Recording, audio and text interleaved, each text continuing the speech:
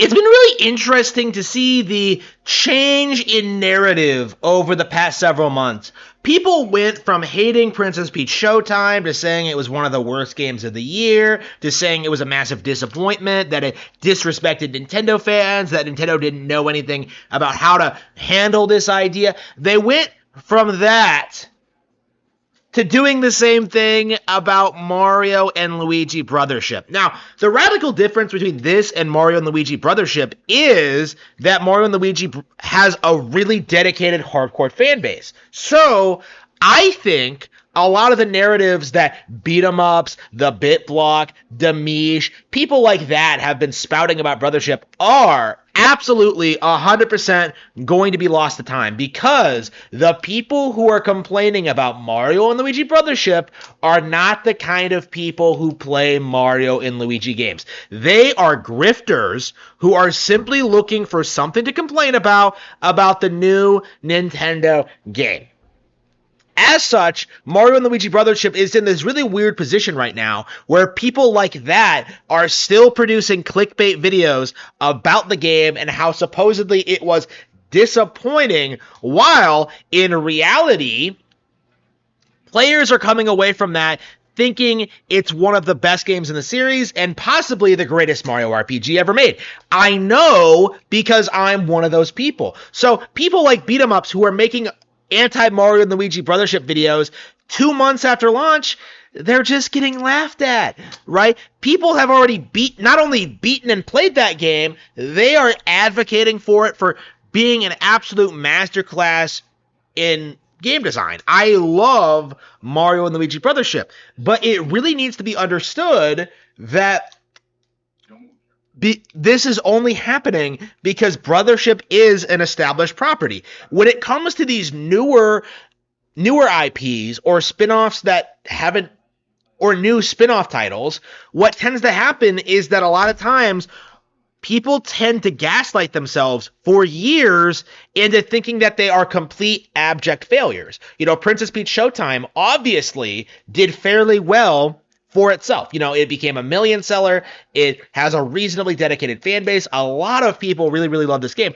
But because there was a massive agenda against this game, nobody really understood, never really talked about it in that capacity. Like, because the narrative has always been that this game is doomed to fail. And that narrative will persist until the series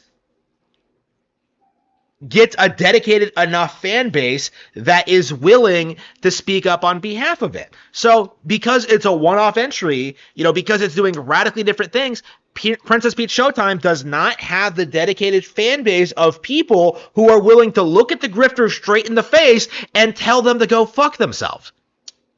And Princess Peach Showtime is not an anomaly when it comes to this kind of behavior. We see this a lot when it comes to a lot of smaller, more niche Nintendo properties. You know, we see it with Xenoblade. We saw it with Bayonetta 3. We saw it with No More Heroes 3. We saw it with Famicom Detective Club. We saw it with ARMS, right? To this day, you have man-child Nintendo gaming YouTubers, people like Video Game Lover 58, who will, out of nowhere, try and shit-talk ARMS. You know, a game that did phenomenally well for a new fighting game IP from Nintendo, that these people have spent the last 8 years trying to gaslight you into thinking was a complete and utter failure. Like, remember when it failed because nothing from ARMS made its way into Super Smash Bros. Ultimate, and then Min Min became DLC, right? Like, it couldn't be more obvious that ARMS is going to have some kind of return at some point. But much like a lot of other smaller Nintendo IPs, such as the recent Mario and Luigi, we don't necessarily get these games all the time. So as a result of that, Mario and Luigi Brothership came out after a 9-year hiatus, and it became the best in the series. A massive 40-hour-long game that, you know, is the absolute peak of Japanese RPG game design, right? Like, it took us 9 years to get that game after a number of blunders from the series, and now I couldn't be happier that we have gotten it. I think the same thing is going to happen to ARMS. I think the same thing is going to happen to F-Zero, to Star Fox, to Princess Peach Showtime. Like, eventually, these ideas are going to grow and evolve and really expand Nintendo's portfolio far beyond what it was traditionally. We've been seeing this a lot with Xenoblade in particular, where it's becoming harder and harder to deny that those games are huge, monumental success stories. Even though people have been in denial about that since Xenoblade Chronicles 2 came out. Nintendo released a statement recently saying that Xenoblade Chronicles 3, in the Switch generation, the Xenoblade series has grown 500%. You know, the fan base has grown 5 times over. The player base, rather. The player base for these games has grown 5 times since the Switch was introduced. You know, people are playing these games, they're enjoying them, and for a lot of people, this is their favorite Nintendo IP now. And obviously, Xenoblade is a bit of an anomaly, but what you have to understand is that these games don't need to pop off and become super successful right away. What we've been seeing, especially lately, is that players are mostly going towards like the super mainstream stuff and then discovering like the more niche out there stuff later in life, right? And there's nothing really wrong with that. Like, if you've never played The Legend of Zelda Tears of the Kingdom before, like, of course you're going to play that over Echoes of Wisdom, right? If you've never played Super Mario Bros. Wonder, you're not going to be like invested in Princess Peach Showtime. But the thing is, eventually you are. Eventually you're going to get to that point where you start branching out and start experimenting with other games, and eventually you're going to start discovering stuff like Mario and Luigi Brothership. You're going to discover the Princess Peach Showtimes, and you're going to discover the Xenoblades and the Fire Emblems and the ARMS and all of these other lesser-known Nintendo properties. And the existence of the Super Smash Bros. IP guarantees that you will, at the very least, be exposed to the fact that these brands exist. Right? Fire Emblem came to the West because of Super Smash Bros. Melee, because of how popular Marth and Roy were. You know, characters in the Smash Bros. Ultimate DLC, that was a badge of honor, right? To get ported over. You know, Sora, Min Min, you know, the hero, like, you know, those characters have become iconic now because they have joined the roster in Super Smash Bros. Ultimate.